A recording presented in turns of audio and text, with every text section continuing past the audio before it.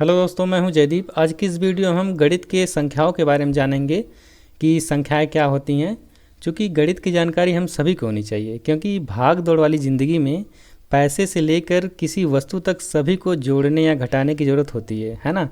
तो इसीलिए मेरा उद्देश्य है कि आपको गणित के बारे में जो बेसिक चीज़ें होती हैं, जैसे संख्या हो गई, प्राकृतिक संख्या, पूर्ववर्ती संख्या, इनको कैसे जोड़ा जाता है, फिर घटाया जाता है, तो उनका कैसे भागफल प्राप्त होता है, तो उन सब के बारे में हम इस वीडियो में समझेंगे और जानेंगे। तो चलिए शुरुआत करते हैं इस वीडियो को। संख्या संख्या क्या होती है?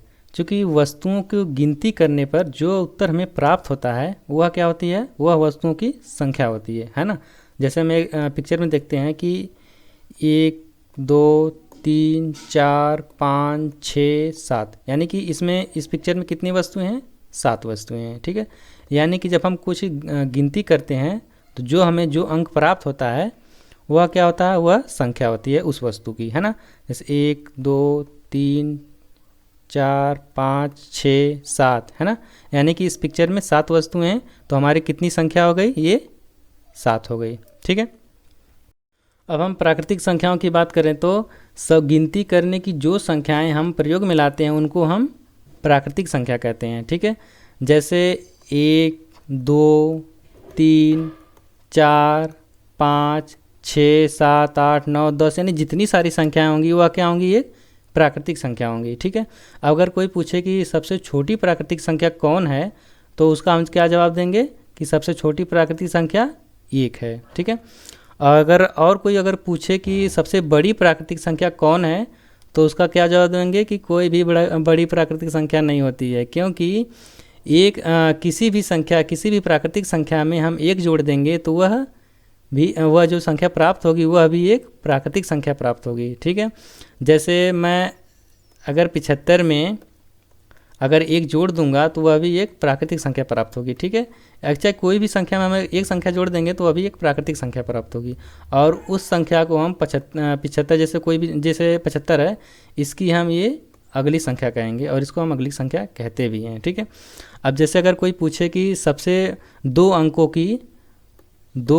की सबसे बड़ी प्राकृतिक संख्या कौन है, तो उसका क्या जवाब देंगे कि 2 अंकों की सबसे बड़ी प्राकृतिक संख्या 99 है। ठीक है, और कोई कहे कि अगर आप दो अंकों की सबसे छोटी संख्या बताओ, 2 अंकों की सबसे छोटी संख्या, 2 अंकों की सबसे छोटी संख्या कौन होगी? 10 होगी। ठीक है, और अगर कोई पूछे कि अगर एक और लेते हैं एग्जांपल कि 3 अंकों की सबसे बड़ी संख्या कौन है, तो 3 अंकों की सबसे बड़ी संख्या क्या होगी? 999। ठीक है, अगर 3 अंकों की सबसे छोटी संख्या की बात करें तो 3 अंकों की सबसे छोटी संख्या क्या होगी? 100। ठीक है, यानी कि सबसे बड़ी संख्या और सबसे छोटी संख्या के बारे में आप जान गए हैं। ठीक है, अब हम बात करते हैं पूर्ववर्ती और अनुवर्ती संख्याओं की। ठीक है, अब जैसे मैं लिख लेता हूँ प्राकृतिक संख्याएं 1 2 3 4 5 6 और 7 8 और 9। ठीक है, अब जैसे मैं कोई संख्या सेलेक्ट कर लेता हूँ कि यह संख्या इस संख्या के यहाँ हम खड़े हैं। ठीक है, इस संख्या के हम खड़े हैं, तो अगर हम जिस संख्या मतलब जैसे अगर आगे की तरफ जाएंगे, यानी कि 5 से 6 7 8 के मतलब आगे की तरफ जाएंगे, तो वो कौन सी संख्या होंगी?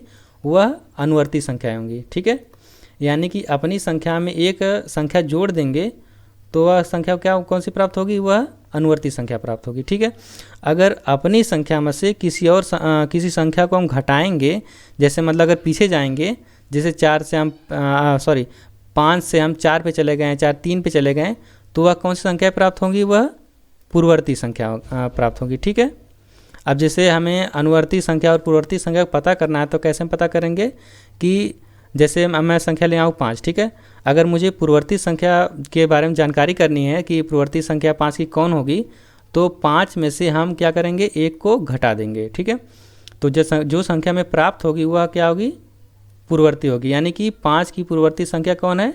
4 है। ठीक है, उसी तरह हम अगर अनुवर्ती संख्या की बात करें तो हम किसी संख्या, यानी कि जैसे हम 5 का उदाहरण लिए हैं, 5 प्लस 5 में अगर 1 जोड़ देंगे तो कौन सी संख्या प्राप्त होगी? 6 होगी, जो कि 5 की अनुवर्ती संख्या 6 है। ठीक है, इसी तरह हम इसमें एक कंडीशन होती है कि कोई भी जैसे 1 की जो हमारा 1 है, इसकी कोई भी पूर्ववर्ती संख्या नहीं होती है, केवल अनुवर्ती संख्याएं होती हैं। ठीक है, अब इसमें सबसे बड़ी संख्या सबसे छोटी संख्या कौन होती है?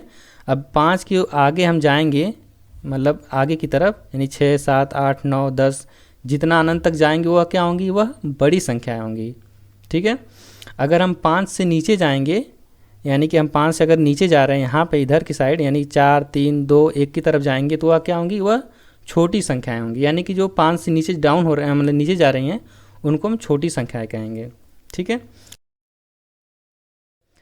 पूर्ण संख्याएं क्या होती हैं कि शून्य के साथ प्राकृतिक संख्याओं को रख देने से जो संख्याएं प्राप्त होती हैं वह क्या होती हैं? वह पूर्ण संख्या होती हैं। ठीक है, जैसे एग्जांपल लेते हैं कि 0 1 2 3 4 5 6, इसी तरह 7 8 9 10, यानी जितनी संख्याएं होंगी प्राकृतिक संख्याएं वह सभी पूर्ण संख्याएं होंगी। ठीक है, अब जैसे हमें पता करना हो कि सबसे छोटी पूर्ण संख्या कौन सी होती है, तो सबसे छोटी पूर्ण संख्या को शून्य होती है। ठीक है, और सबसे बड़ी पूर्ण संख्या कौन सी होती है?